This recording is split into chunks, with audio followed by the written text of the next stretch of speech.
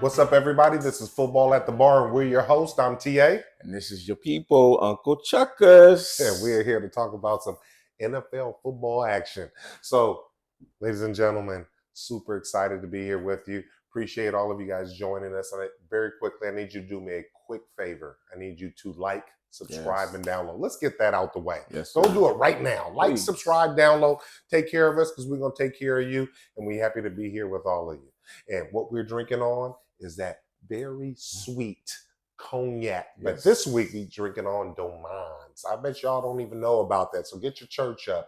Go find that Domainz because it's a bomb. Oh, it's doing First time you had it, huh? And it's doing this thing. And it's off the hook. So I would strongly encourage you, go find that Domainz because it is silky smooth. And so with that being said, we're being brought to you by ATB Media Network. And let's talk some football. Because, you know, we at that time of the year to where, you know, this is hope and wish season. This is, you know, when people have these dreams and these aspirations of their team being phenomenal. You know, we are literally within 30 days, less than 30 days now, of this NFL draft where these teams have the opportunity to completely change the trajectory from where they were last year. Some, hopefully most, will be able to go in an upward trajectory. But the reality is some, if not most, are not going to make that perfect pick. So this is so important right now in terms of what the teams do to sit over here and get ready for next year's season. So, you know, we've had an opportunity to talk a little bit about the draft, talk about some quarterbacks, talk about some wide receivers. And this past week, we had two quarterbacks, very important quarterbacks to this process, have their pro days. You had Drake May, who didn't even compete at the combine. And then you also had Penix, who had a hell of a combine. Absolutely. And also had a hell of a pro day. Yep. So, you know, what's your thoughts on those two quarterbacks? I think the one thing that I can be honest with you about is that Penix did what he's supposed to do. That dude is he sounds like he's the truth. He didn't mind putting it on the line, performing in front of the big lights. He didn't have a problem coming and do it again in his pro day. And I think he showed the styles, you know, at the end of the day, man, this is, you know, just give me a shot. You know, if you put me on the field with anybody else and just give me a shot and give him a shot, I think I'll perform him. And I think that's what he showed in his pro day. Unequivocally. And I think he's kind of being like slept on, kind of doubted. And it's really comes to just one single game that has removed him out of high first round consideration and by many pundits moved to the second round. And that was just the national championship game, him having a bad game. But, you know, when people really look at it, the past 2 years, he's led football in passing. You know, he's a quintessential pocket quarterbacks. They talk about, oh, you know, where are those quintessential pocket quarterbacks, the ones that can sit there and just sling it around. This isn't you know, the quarterback position is about throwing. It's not about running. I want to make all those reasonings why some quarterbacks aren't that great. And then when you have a quarterback right here that doesn't run, that's his first thought process or second initial thought process whenever time he's feeling any pressure, doesn't run, he sits in there and slings it down the field. Then the excuse is that he just has great receiving core. And also some of the concerns is he was hurt, but he was hurt 3 years ago. He had a couple of major injuries 3 years ago. He hasn't been hurt in 3 years, and he's been balling out. And so he's been slept on, but he showed you at the combine that he doesn't mess around. He's not fucking around at all. He shows you at his pro day that he actually does have speed. Just because he chooses not to run doesn't mean he can't run. I mean, he ran a 4.5, 4.5, which is great for a quarterback. Which is great, phenomenal for a quarterback. Better than Mahomes. You know what I'm saying? He jumped 36 inches, which is, you know, impressive. That's very impressive. I mean, that means he can dunk. You're athlete. You know, so he has great measurables and he has a great arm and he can show you what he can do if he has great talents on the wideout. So I'm excited about him. I think he is going to creep into the first round, maybe not as high as the four other quarterbacks, which we're talking about Caleb Williams, we're talking about Jalen Daniels, Drake May, and J.J. McCarthy. I actually think he's better than both J.J. McCarthy and Drake May. But people will say, you know, I'm talking crazy. But, you know, Drake May, there's a reason why. I still believe there's a reason why his coach didn't lean on him to pass the ball. I mean, you having games where he literally didn't pass the ball in the second half. You talking about McCarthy? Or sorry, about McCarthy. Okay. And then Drake May, as we saw in this pro day we're about to talk about, he has a rocket arm. He can throw it down the field, but he can't make the easy passes, the gimme passes. So I think there's talent there, but I think he needs some time to sit back and figure out his game and fine tune some things. And so with that being said, I think Penix is going to move into that first round, late first round, kind of just like they did with Lamar. But let me say you one thing about that whole situation. I think it's going to be interesting to see them in 4 or 5 years to see what exactly and how they panned out. Because I figure, you put Penix in the right situation. I think he does have that trajectory at the end of the day because I think he has great tools. He's played a whole lot of football, at the end of the day. He started off at Indiana, played a couple years. So he learned what it was like not to play with necessarily the greatest talent in the world. And then you transition over, into a great situation at Washington where you're playing with all these players. And then all of a sudden the spotlight gets on you. But at the same point in time, he was winning. You're in the playoffs. You're in the national championship game. I just really don't understand how you knock a guy again at the end of the day for having one bad game when his track record says this. Right. Ever since he was at Washington, it said that. So I mean, I think it'll be interesting to see who, quote unquote, is that dude from this class. Because I think it could go a lot of different ways at the end of the day. I don't know if Caleb, is a monster at the end of the day. Yeah, I don't think he is. I mean, I think he's getting put in a great situation. They're putting a good thing around him, which I think is great. But at the end of the day, I mean, you never know. You never know who could, propel a team from, hey, we had, some poor talent. Now we got a few players, and now I'm pulling everybody up with me by the bootstraps. I don't know. We'll see at the end of the day. And the reality is not all these quarterbacks. There's a bunch of them. They all have talent, but as we've seen year over year for several decades now, for our entire life, these draft classes, only 1 or 2 are going to come out of that draft class and be successful. Right. I think there's only been one draft class in our lifetime where 3 have had tremendous success, and that was the Roethlisberger class with Roethlisberger, Eli, and my man who went to the Chargers, right? Phillip Rivers.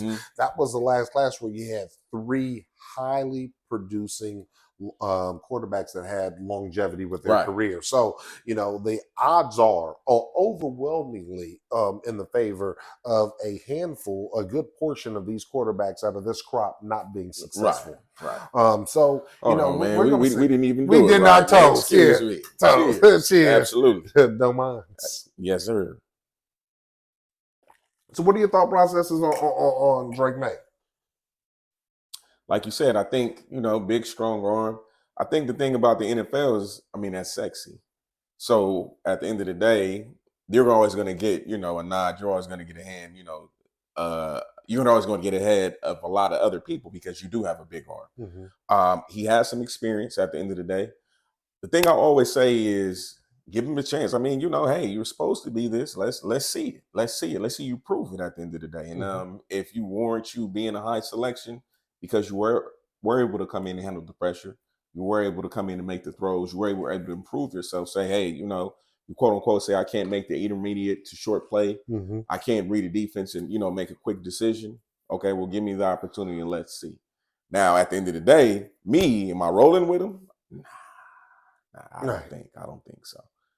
Not my guy. He reminds me, it comes from UNC. He reminds me of Mitch Trubisky. Right. Where everybody had these hopes and wish that Mitch Trubisky was going to be good. He got picked before Patrick Mahomes. He got picked before my man DeJean. And Deshaun Watson was in the same conference as him, whipped him 4 times out of the 4 times that they played and won a national championship. In some kind of way, they still thought Mitch Trubisky was going to be better. And this dude reminds me kind of that. He came in with the preconceived notion that he was going to be the number 2 quarterback. And, he lost his best wide receiver to the draft last year. And so some of the excuses are he has a new coaching staff. He doesn't have quality weapons that these other players have had. And for me, I see that not as a challenge, but as an opportunity. If you're a great quarterback, you're supposed to be lifting the players around you. Exactly. And I don't know if he quite was able to do that. But again, he does have the physical attributes that could allow him to be great. But the question is, where do you think Drake May is going to go? We've heard him tied to possibly Washington, which I don't think is accurate. We've heard him tied to possibly the Patriots, which I don't quite think is accurate.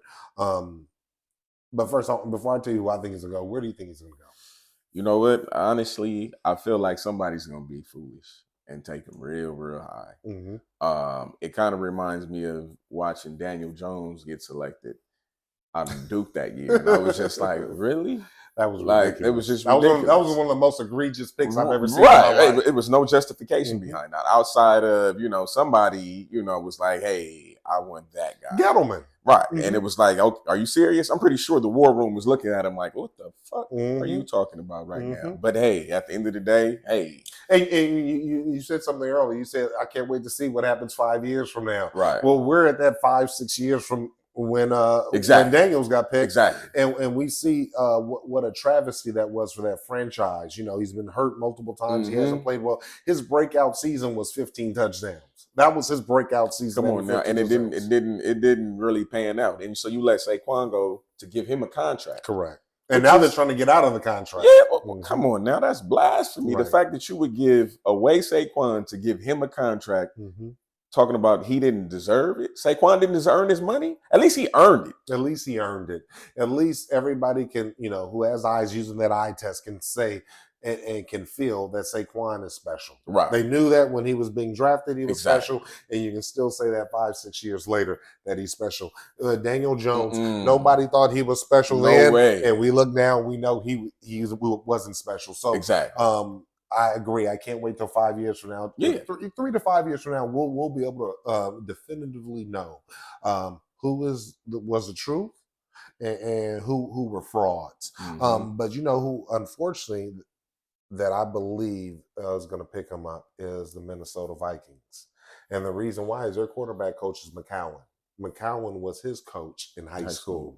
So when you have that type of relationship, you have McCowan talking about, I know he's special. I know what this kid is built out of. And they're going to, Kwesi, the general manager, is, I believe, going to, unfortunately, spend those 2 first-round picks that he's accumulated to move up to the 3rd or 4th spot and grab Drake May, and could be to the detriment of his career, of his role as general manager, because I don't know how excited Justin Jefferson's going to be. They gotta play that real closely, because at the end of the day, this contract time for contract time, and it's like, so if he's not happy with the selection, then you have to overpay him even more. And he's over talking about, he said no to a $30 million deal. So you're talking about 33, 34, 35 million. You got to pay a wide receiver, right? And you're going to have to overpay if he's not completely excited about this quarterback. Now for Penix, where do you think Penix is going to go? No, I'll be honest with you. I like the idea of him coming to the Raiders. I do too. I do like the idea. I don't think we'll do it though, because I think we have other needs at the end of the day that are just a little bit more, a little more on the high priority list for us right now. But I would hate to see him slide to the 2nd round, because I just don't feel like, I feel like he deserves to be treated better than that. I agree. I think at the end of the day, I like a team maybe like the Rams, who it's time for you to transition. Great. I think that, situations like that would be good for him, to come in, sit 1 year. And I hate the fact that he's a little older, but still, I think he has time to have a great career. I would like him to go to Seattle, possibly. Just a team where he can come in and sit. Like, I don't want to see him come in and play right away. That's just me. Just give him 1 year, or give him a team where maybe a player is only going to play half the season, maybe like how Pittsburgh and, that might possibly happen with a transition. I would like to see a situation like that. So, I wouldn't. I would, ultimately love, because I think he's capable and ready. Like you said, he's played a bunch of games. He's a 5-year senior. So he has the experience. They talk about his intellect and being able to understand the game. What I've heard from his interviews, I think he actually is ready to play. And because he's older, I think they need to sit over here and not wait till he's 30 before he reaches his 5th-year contract and it's time to pay him, because then that will be used against him. But the reality is I don't think that there's a team that's going to pick him up that needs a quarterback right now, unless the Raiders are able to pick him up with, I believe, their 44th pick, or the 44th pick of the draft, which is in their second round. So I think that would be a perfect spot for him. I don't know if he will get there, because he is getting that mojo and that momentum behind him after a great combine and pro day. But if he does, I think that's a no-brainer. But the thing about it that I was thinking is the reason why I say that is because I feel like if he doesn't go to a team where there are a lot of pieces like kind of already in place, I think at the end of the day, it might not be the best situation for him because you're going to put the pressure on him. And I think, I agree. I'm not going to lie, for a player like Penix, I think the pressure to perform early is massive. Just because they've been knocking you this whole time. So they're not going to hesitate. You got to justify the pick. And they're not going to hesitate to knock you even more. Oh, he wasn't ready. I told you so. Where I don't think that'll happen to Drake May. I think Drake May will get a chance like Mitchell Trubisky got. Like I was like, I don't even understand why this dude keeps getting chances at the end of the day. When like you proved that, you didn't quite have it. And you go to Pittsburgh, you still don't quite have it. And even in Chicago, it was clear that he didn't have it. Yeah. And even when he performed slightly, better than what he did the previous year, it was like, oh my God, he's trending in this direction. And I'm like, nah, bruh. Like he plateaued year one, and you're just not being honest with yourselves as far as the evaluation. So I just don't want him to fall in one of those positions. Like I would love for him. So say if he was going to Chicago, where you got the whole offenses pretty much in place. I would be like, you know what? I don't mind you going there starting because you got people to take the pressure off you. But when you're going into, a terrible team, I don't want to see. And I don't think he's gonna get picked high enough to be in a terrible team. So this might be a blessing in disguise for him that them sleeping on him is going to enable him to get into a situation that's better. But you mentioned a team that made a lot of sense to me, and that's the Seahawks. With Geno there. The head coach that was with him in Washington is now the offensive coordinator there.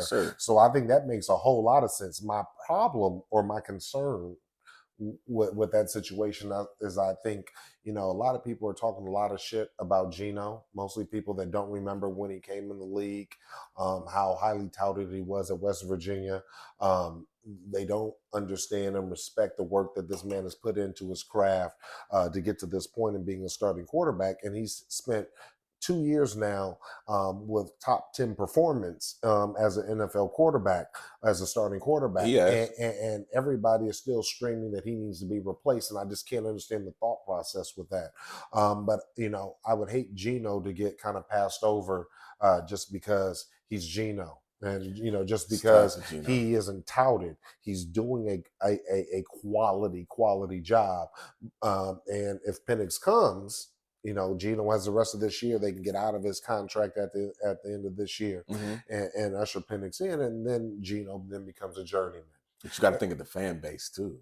It only makes sense. Oh, that is. It only makes sense. It only makes sense with that, with the fan base already being familiar with him, already being avid supporters of him, taking that team for the first time in I think something like 20 years to a national championship. Because I remember when we were kids, Washington was a deal. The Huskies was strong. They was the shit. And so, that is an all around that makes a whole lot of sense for Seattle. Now Drake May, like I said, going to go to, or I believe is going to probably go to the Vikings because you have that commonality. The challenge with that is that you have Donald and you have Drake May. And that's a tough, bleak situation to have your quarterback room in when you got those two individuals. So, it's going to be interesting. This draft, and I think we've been watching this. There are more trades in the draft than they've ever been, in the past. Right. And I think this is going to be one of the most busy, one of the most interesting in terms of movement in the draft that we've seen in quite some time. So I'm super excited about what's going to happen with this draft. But speaking of drafts and what we kind of foresee, we've talked a whole lot about quarterbacks. We've had an opportunity to talk about some wide receivers. The one thing we've neglected, and partly to do is because this part of the draft is weaker this year than it has been in years prior. But defense, right? On the other side of the ball. And there are also some defensive players in this draft that you can get excited about. For you, who's your most exciting defensive candidate to get drafted this year? Well, as a Raider fan, I'm looking forward to seeing if maybe we might get a DB. I think at the end of the day, we definitely need some help in the secondary. Yeah. The draft picks that we've tried to reach for, they just haven't really panned out. And we have a huge gap right now. So I would love to see Mitchell, come to the team, let him play some man, lock some people up, show what he can do. I think I love Jared Verse for anybody who might, want to pick him. I think his production, going from a small school, moving up to D1, you still try to make that transition and you're still excelling as one of the better players as far as an edge rusher. I like that as well. I like the swag of the other corner from Alabama. I believe his name is Arnold, if I'm not mistaken. Yeah, Arnold. Uh-huh. I like him. Mm-hmm. I like him. I just, he kind of reminds me a little bit of Sauce Gardner was coming out the draft, where it was a lot of swag, but at the end of the day, his play matched it. So I think something like that is cool. Like I said, it's a lot of young defenders, and I like the guy from UCLA. Latu, so you got Latu. I like him as well. You got Turner from Alabama as well. The linebacker. He's the linebacker or the edge. Right. So he's expected. Latu, a lot of people like Latu, right? From UCLA. The challenge is he used to be in Washington, and he hurt his neck. He had to medically retire. Got some other opinions, and they said, no, you can actually come back after a year of being medically retired. So he transferred over to UCLA, and he's great. People were a little bit concerned about his athletic ability, but he performed well at the combine.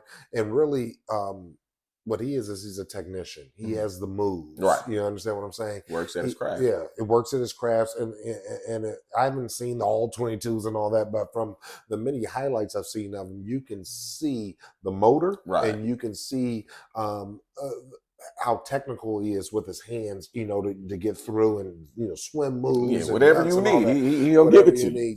So, but when we just see Van Der Esch have to medically retire from neck issues, it's a little bit concerning to bring somebody in high up in the first round when they have the possibility of one more big hit. And Van Der Esch got out on getting bumped by an offensive by Trent Williams and to one of his own players, and the dude can't play anymore. Right. So we know how tricky it could be, and he had some neck issues prior to that as well. He did. And so that's a little bit concerning, but his skill set is all there.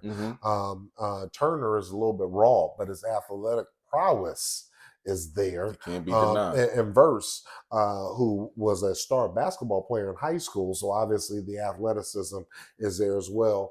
I've heard a lot of great things. I've heard some negative, or not necessarily negatives, but kind of downers in terms of why he's a third, because when you look at him, you're like, man, this is a big boy. He's athletic, but he said he came from the smaller school, so he's not quite as refined.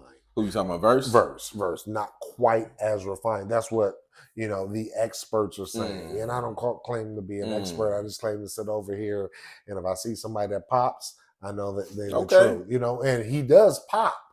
But when you put the microscope to him, they said there are a few things that prevent him from being the number one.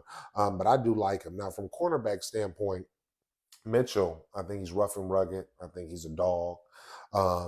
You talked about Arnold from Alabama is a dog and highly rated as well. But one of the most highly rated cornerbacks, whether you're talking about one or two on most people's draft boards, is Wiggins from Clemson. Who's a dog, who's a hound for the ball, who can find that ball and go after it. So I like Wiggins as well. I think the Raiders could go.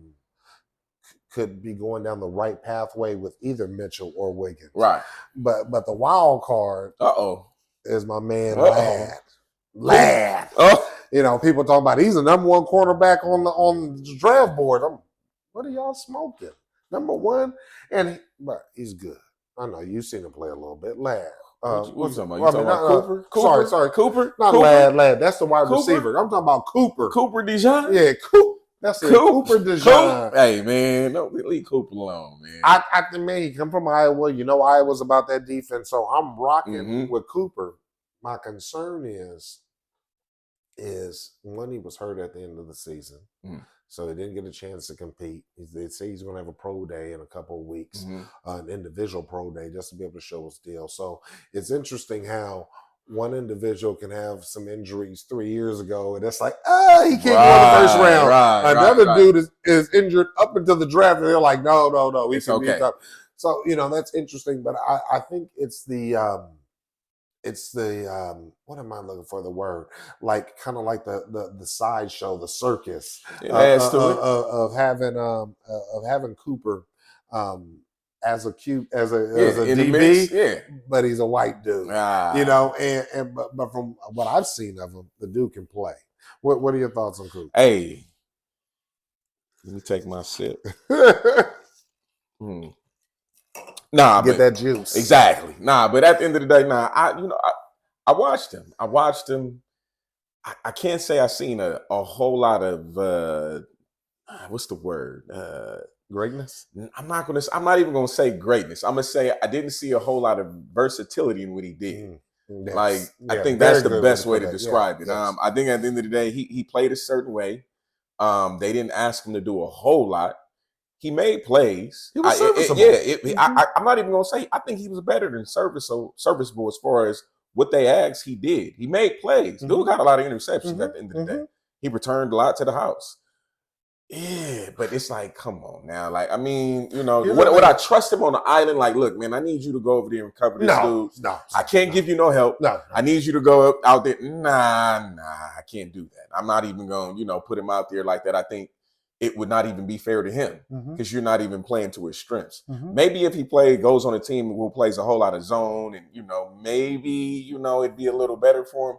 But I think to be a perennial all-pro corner, I think that's going to be tough. It's tough. It's tough. But, you and I were talking a little bit earlier, and you said, but give him the shot. But give him a shot. And I agree with that. I don't think anybody, just out of presumption, should not get the opportunity, especially when they've been able to demonstrate it. But I will also tell you this. There's a reason why he was able to get those interceptions.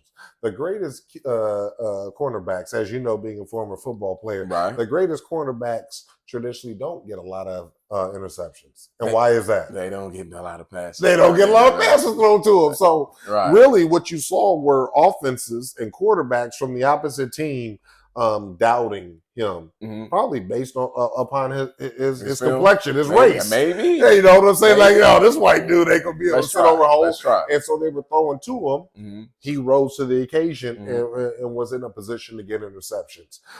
And to his credit, he was able to convert those opportunities into results. So I feel him on that. So, when you're able to take those opportunities and turn them into results, what I can say is that Cooper did what he was supposed to do, what was needed of him.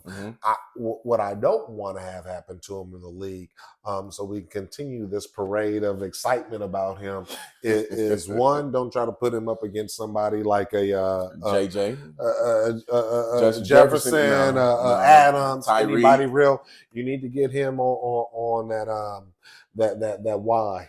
On that wide receiver. You don't need to be on that CMX. Hey, man. No, the tight end. Just the third, secondary. Yeah, the third or fourth receiver. But, for me, I would say if you want him to be great, put him at safety. Because he does have the athletic ability to be a safety. He's not afraid of, the physicality and the contact of it. And so if you want to get the most out of him, a free safety that has cornerback skills is extremely valuable. We saw that with the Rams when they went on their championship run with Rapp, who's now with the Buffalo Bills. That's a great piece to have. Yeah. And I would say like a team that has two strong cornerbacks, and then you put him at safety. Woo, it's a problem. Now you got a problem on defense. But it's interesting. I can't wait to see how this all unfolds. I can't wait to see his pro day because we're definitely going to revisit this when he has his pro day in a couple of weeks right before probably next week right before the draft, because the draft is coming up on the 25th. So he's a week or two away from his pro day, and we're going to talk about it and see how he runs and see how he looks. And it's going to be interesting to see where he falls in the draft. Yes, sir. Yes, sir. But so let me ask you this. We've kind of touched on it. So you feel the Raiders. I just want to kind of touch on our two individual teams. You feel that the Raiders obviously need a cornerback. Who else? You think they need a quarterback? You said who? A quarterback. So we know we need a defensive back. Now, do you need a quarterback too? Absolutely. We do need a quarterback. In the draft. You know what? I think we have so many other needs. I think at the end of the day, we might need to pass just this time. And every other year, I would be the pro quarterback every year. You trade up. Damn it, you can trade our whole top 2-3 picks if you need to, but we need to go up and get somebody. But I'm not in love with nobody in this draft necessarily. I feel like maybe if the right player falls to us from the quarterback position, I think let's talk business. But to go get somebody, nah, I'm not going to get none of these guys. Like I don't believe, even if Caleb became available and it wasn't even expensive, I can't say like I'm like all in love as far as making that. Yeah, I'm not. I mean, I'm not enthralled. I mean, you showed me some things. I think at the end of the day, you're talented. I think I wonder if you're all football though. Like, are you a football guy? Like a guy who's like I live and bleed and die football. Like I'm here, And 6 I think in the morning. I think we know that's not the case. Like nah, I think going to SC. I mean, this is LA, baby. It's Hollywood, and I think eventually he kind of transitioned from football to Hollywood a little bit. So and I don't think that would have happened if they would have stayed in Oklahoma. Nah, I think if Lincoln Riley would have stayed in Oklahoma, I think because when he came in as a freshman, took over for Spencer Rattler, and never gave the role back. Never did. He was a monster. Right. It almost saw that his skill set didn't drop, but his focus, tended to drop. And then, he started believing in this hype of generational and so on and so forth. I'm hearing stories that he wasn't talking to anybody on the team except Lincoln Riley. He wasn't even talking to his offensive coordinator. He was just like, yo, you want to talk to me? Talk to Lincoln, and Lincoln to talk to me. Hey, that's crazy. All I'm saying is a cat like that back in our day, he'd have to take that fade, and he'd have to get that ass whooping for even coming into and I don't care if you are the quarterback or not. At the end of the day, this is a team deal. And then you saw the big scandal when he was at the U.S. or not scandal, but the big brouhaha when he was at the ladies, the Trojans tournament. He had the pink right with and the pink phone and the pink like lip gloss, whatever it was. And then his response to it was the next day he was on the field and he's talking about my nails are clear, my case is still pink, and my lips is pink, but your girl like them. That don't sound like that's not a G code to me. He didn't come across as a G. He didn't come across as somebody that I would want to be led by, follow, or be in a foxhole with. And again, I don't know if I'm being too rough on him because the expectation is so high for him, but he doesn't get me warm and fuzzy inside. None of these guys do. But it's so funny. Justin Fields did. Justin Fields, ever since he was in college, I felt warm inside about Justin Fields. I felt fired. Yeah, always loved him. When I saw how he gave Trevor Lawrence the business, I felt good about him. When I saw how he fought against Georgia in the championship game with bruised ribs, when I saw how he went out there and gave everything that he had when they did not wrap a team around him, when he had to deal with all those challenges. My man, Caleb, had some challenges and he went and cried in the stands with his mama. And Justin Fields wouldn't have done that. Nah. You know what I'm saying? So from a leadership perspective, that doesn't get me excited. It doesn't do nothing for you? Nah, I think you are correct about Justin. I think I think he just fell into a bad situation, man. Chicago hasn't had a great quarterback since ever. Like literally, they said some one cat we ain't never seen from the 50s. Right. But ever. Jim McMahon he was terrible. He was terrible. But he looked real when we was kids. But he was terrible. He had swag. He had that swag, and that's what it was. But if you look at his numbers and his stats, he was terrible. Right. He was absolutely terrible. He was below basic. Yeah. But you just happen to play for the Chicago Bears and you're winning. But if you don't play on that defense, nobody ever really knows who Jim McMahon is at the end of the day, to be honest with you. True. So You were handing the ball off to Walter Payton was your job, and don't turn the ball over. But I don't know, man. I think at the end of the day, as far as these quarterbacks are concerned, we shall see. Because I'm just not sold. I'm not sold on nobody. What about Maybe Spencer? Jalen. What about Spencer Rattler? I don't like Spencer Rattler. Really? I didn't like him at Oklahoma when he was a starter. I see why he got his job taken. I think he was arrogant. I think he was very arrogant. And life humbles you. But you know what? I watched him in the I think the high school quarterback series. I think the Elite 11 or something like that. I had watched him, and I was like, "You're cool. Like you're cool, but just keep working. Don't let your head get too big because you're not too far ahead from the rest of these guys. Like it's dudes out here with more talent than you. But you got to remember, Spencer Rattler was the number 2. Spencer Rattler was supposed to be next to who came out last year. He was just below somebody. It was him and somebody. Who was the number 1 last year? I'm a quarterback? Yeah, no. So it was old boy from the Panthers. And so the number, yeah. And C.J. Stroud. C.J. Stroud. C.J. Stroud wasn't one of the top quarterbacks coming out of high school. No, right. Well, no, C.J. Stroud was top, but not top. No, he wasn't top. But Rattler was number 2 compared with somebody else, and I can't think of who it was, but he was number 2 along with somebody else, and they came out earlier than him because he had to kind of reset his career. Was he behind? Nah, he wasn't with DJ. The guy from Clemson who transferred to Oregon State, who's now at Florida State. No. It was a white dude that he was battling, but Spencer Rattler was like the second rated coming in Oklahoma. But like he said, he didn't play well, and it's amazing how you didn't play well in a conference that didn't play any defense. You know what I'm saying? Right. That was every quarterback in that system excelled or damn near won the Heisman. I think everybody in that system won everybody won the Heisman in that system in the last 5-6 years with Lincoln Riley, and he didn't play well. And I think that was because he was a little bit too arrogant. I think he stopped really dialing in. He got humbled. He went to South Carolina, and I applaud that.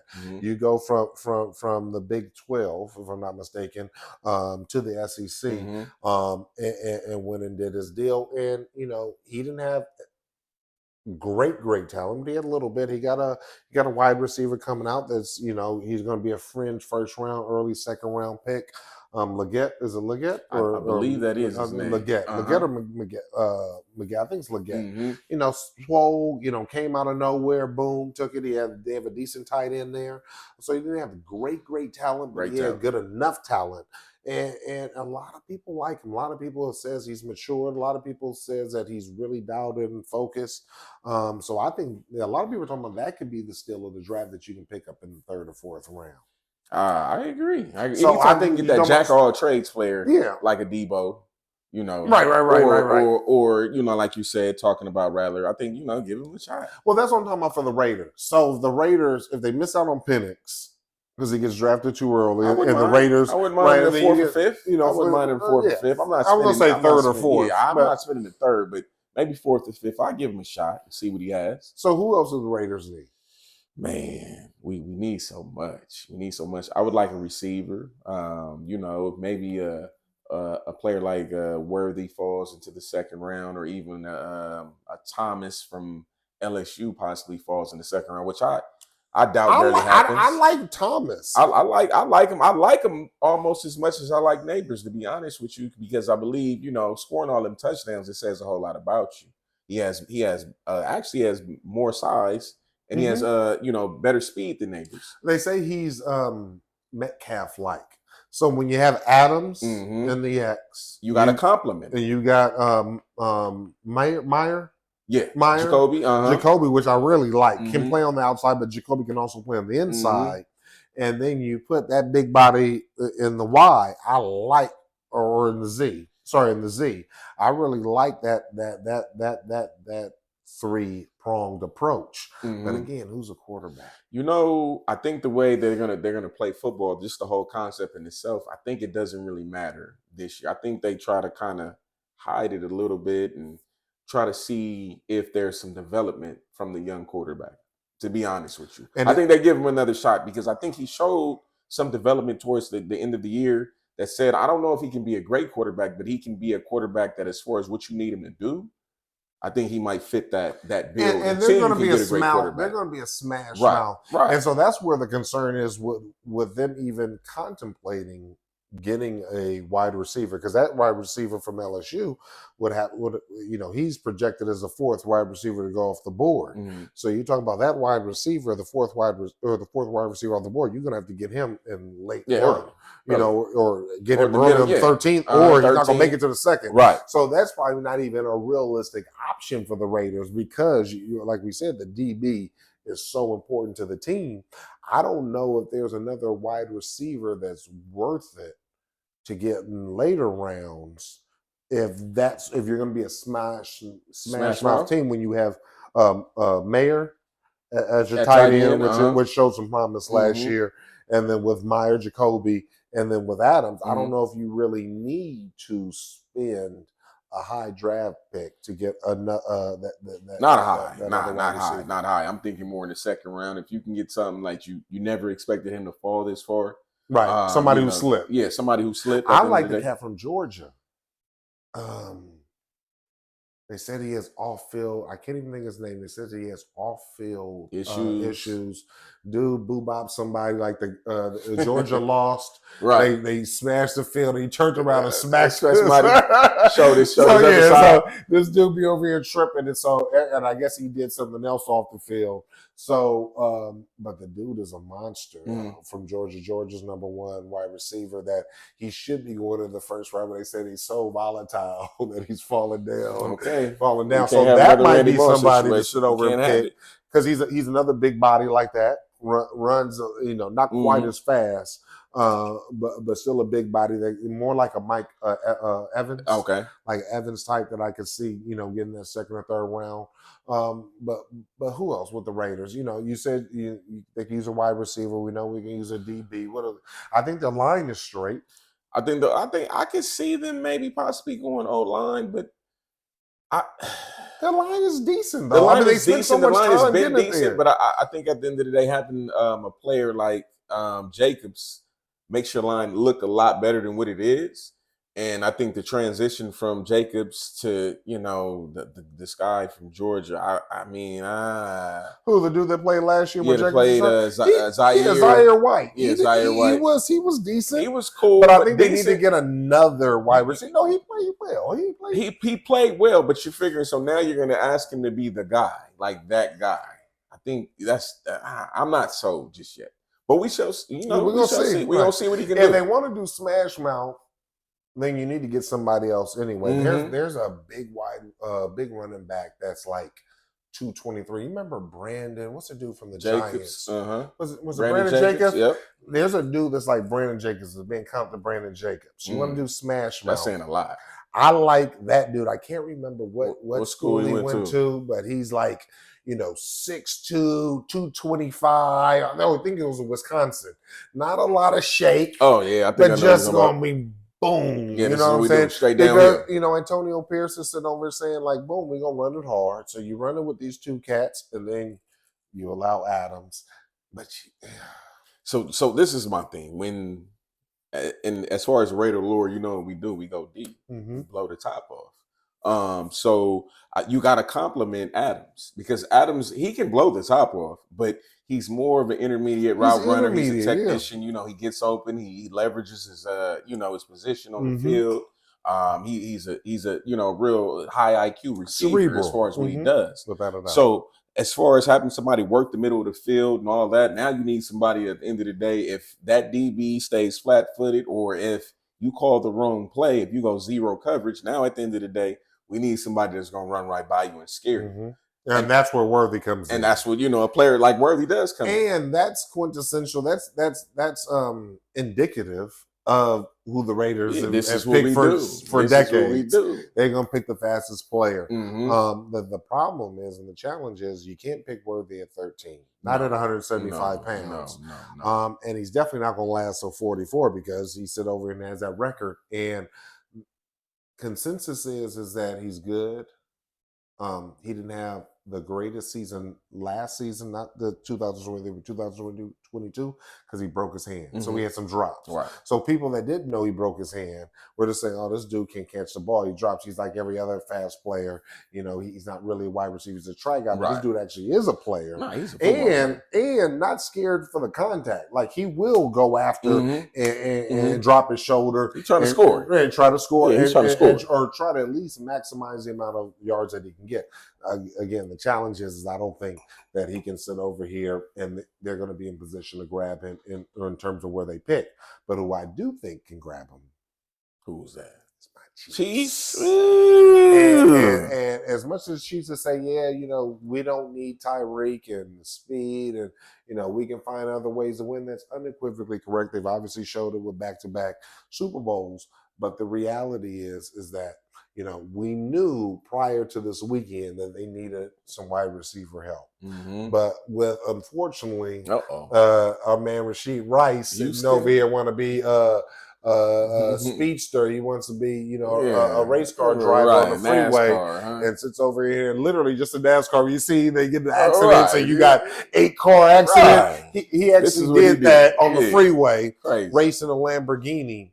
And so I just don't quite know if I think Worthy will be there. But then when you talk about Rice might be facing a suspension for some time, your wide receiver that you're hoping to step up can't be 175 pounds light in the booty. Hey. You know what I'm saying? To sit over and do that. I think that if Rice would not have tricked off and made that mistake, that you could bring him in as a compliment. And then you are able to bring in some of those very speedy routes that Tyreek used to run. I think that is now changed a little bit, unless they find somebody in wide receiver 12, wide receiver 14, wide receiver 18 that they can pick Worthy and that other individual in the end of the third, early fourth to complement, and then you get both of those individuals. But you can't sit over here and do that to Patrick again. Dude. Now they got him Hollywood, so they did. Yeah. Hollywood ain't. And actually, no when punk. I think about that, I think no, he's not. But he's also the speedster, so I think that kind of knocks Worthy out of the contention for that. I think that you have Hollywood. I think they were expecting Rice to be there. He will be there in some capacity at some point in time of the season. But you're going to need to find probably a taller a replacement for MVS. You think so? So let me tell you about the Chiefs. They just make good decisions. They do. They make it work. But they didn't win Clyde Hilaire. But yeah. And they let Mahomes pick Clyde Hilaire. But they make it work. They make it work. Whatever it is that they get, they turn some into this. Well, Mahomes, they figure it out. Mahomes. Well, he does it. I mean, you already know what he is. But I'm not going to take nothing away from Andy Reid. Oh, Andy Reid is a guru. He can fuck around and go down as the supersede Belichick as a great. I mean, he's close. He's right there. At the end of the day, he can ride Mahomes like Belichick rode Tom Brady. Yeah. And at the end of the day, he has a resume pre-Mahomes that says maybe I was actually better than this because I rode Donovan. We didn't win a Super Bowl, but we was performing at the end of the day. And he rode Alex Smith. And people forget that Alex Smith was the quarterback, and Andy Reid figured out an offense for him that worked. That they were perennially in the playoffs every single year. It's not like they got Mahomes. They had to trade up to get Mahomes at 10. So it wasn't like, they were a weak team that was struggling when Mahomes came. They were a playoff team. Because Kelsey was Kelsey before Mahomes ever stepped on the field. And I'm like, I hope people remember that. Like Alex Smith put up numbers with Kelsey. It just wasn't sexy, but it was boom, boom, boom, boom. You're going to run these 5-10 yard routes and I'm going to throw it to you. And he was still getting busy even then. That's the role they need to sit over and backfill. Probably not in the first, because the only person and this is a weak tight end draft, you basically only have Bowers. That's special from the tight end perspective. Last year was much more of the special tight end class. They had Kincaid, they had my man, that's with the Detroit Lions. They had those players that could be special. Right. Laporta. And Laporta. I would Anna Myers. Right. Anna Myers. Right. Yeah. And old boy from Green Bay who got hurt. Oh yeah. I can't think of his name, but they had a crop. There's only one other tight end. I can't think of his name that's in this crop. That's a Bowers like. That's not a blocking tight end, but a receiving tight end, like a pitch, right? But I think they need to find that, and need to find that quick. They sent over and got some old boy who was originally Ingram. Is it Ingram? No, not Ingram. He was with the Vikings. He was drafted by the Vikings, was always hurt. Then he went to Cincinnati on a 1-year deal. Not Irv Smith. Irv Smith. Oh, okay. They just got Irv Smith in free agency. Okay. Now, you think something's there, but I don't think Irv Smith can replace Kelsey. No. They need to find somebody to sit over here and replace Kelsey. No. Because Kelsey obviously is starting to show the wear and tear Absolutely. of a phenomenal Hall of Fame career. He has a whole lot of distractions with all these commercials that he's doing in his Superstar Blue. Yeah, so it's time to find somebody to replace him, because what I would be completely afraid of is you have this mediocre wide receiving tandem, and Kelsey gets hurt again. And Kelsey falls off the cliff. Right. Or he just steadily continues to decline, and they can't have the opportunity to three-peat. So it's going to be very interesting to see where my Chiefs go. I think they also need to get some offensive line help. They brought in some free agencies.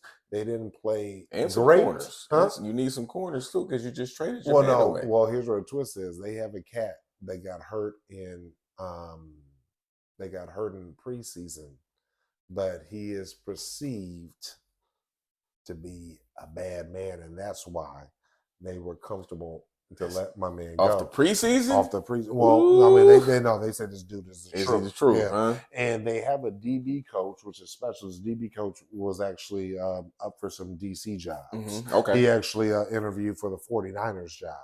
He is special. And now what they've seen is they brought so many. They've done such a great job at identifying what are the best DBs for their defense that they have a plethora of them. They can sit over here and let Snead go and still fill in and have backfield. So I'm sure they're going to pick up one. I would like to believe just because they have such a gem in this coach that can sit over and coach them up. You bring in one late round that just has the intangibles. Right. And that dog. And that dog. That's what really you what need. You need that dog. Exactly. So, and let him be coached up for a year or two under this coach, and then let these other individuals that have been riding the pokey or were hurt come in and fill those gaps. And then so you can keep that cycle going of strong DBs. And really, actually another position that they need edge. I was disappointed. I was actually at the draft in Las Vegas, took my son there for his birthday to the draft in Las Vegas, and they got Kaloftis, the white cat that they have as an edge. Who for the Chiefs? For the Chiefs. Oh. And man, I was disappointed in that pick. I never heard of this cat. Or you picking him in the first round, and he didn't have a great rookie season. He had a better sophomore season, but he's still not great. And I think that actually might be a huge need for them, is to find another edge, because when you have, teams either they build from the back forward, or they build from the front back. Right. I'm still waiting for a team, and we saw the Eagles 2 years ago when they went to the Super Bowl and lost to the Chiefs, almost having both strong front and a strong back. That's hard to do. It's very hard to do. I would love to see the Chiefs with that.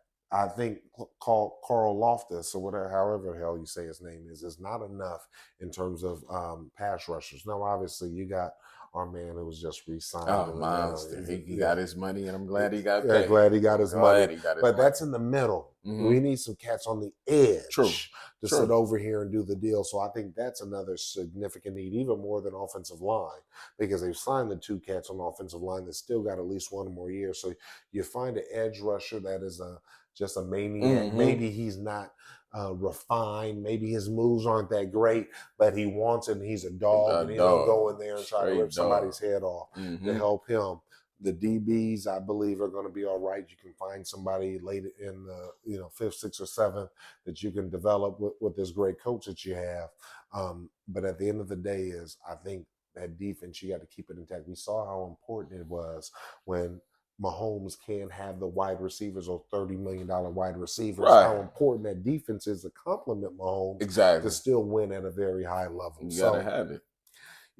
Like we said, it's all dreaming. Yeah. It's all hoping and wishing. Yeah. It's all thinking of sunshine and rainbows and angels and butterflies, and everything's going to be phenomenal until it's time to suit up and lace them up, in late August, early September. But, I can't wait to continue to watch this unfold. I can't. You gotta see it. I look forward every single week to sit over and talk this game with you, with your immense knowledge and insight into the game. We learn something new every week. Again, having a ball. I appreciate you. Much love. Church on the Move. We're gonna continue to talk this NFL action. Yes, we will. And we can continue to talk this NFL draft and watch this season unfold right in front of our eyes. Yeah, absolutely phenomenal, ain't it? So, ladies and gentlemen, we appreciate you. We're talking about that NFL. We're talking about that NFL draft and this free agency, and watch this offseason unfold right in front of us. Well, we appreciate you all. ATB Media Network, ladies and gentlemen, check us out. Also, like, subscribe, and download. And I really encourage you to check out this Domainz if you can find it. It is absolutely phenomenal. Wow. See you next week. Appreciate you.